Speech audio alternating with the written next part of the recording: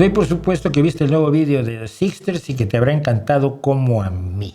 Bien, paréntesis. The Sixters es un grupo que se formó en Ucrania alrededor del 2020, que luego tuvieron que huir, ahora están en Essen, en Alemania. Algunas de ellas han vuelto a Ucrania, entre otras la tecladista, que me gustaba muchísimo su trabajo. Otras se han integrado, por tanto, después. El grupo sigue funcionando con sus principales integrantes.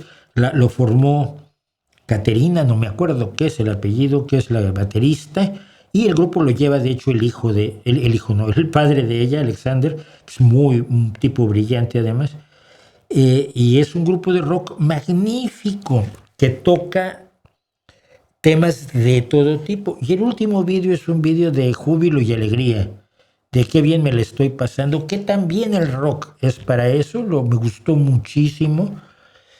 Me gustó muchísimo ver a Caterina interactuando más, porque ella siempre ha sido muy el tipo Ian Pace, ¿no? El baterista calladito que está atrás haciendo lo suyo y nada más.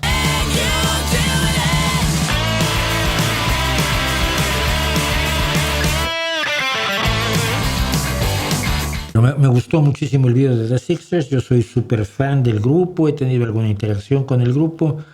Me gustaría entrevistarlas, pero si las entrevisto es en inglés, que ni es su idioma original para ellas, entonces a veces se hacen líos.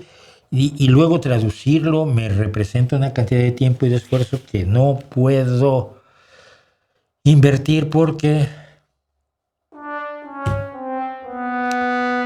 no me da la vida. ¿Qué le vamos a hacer?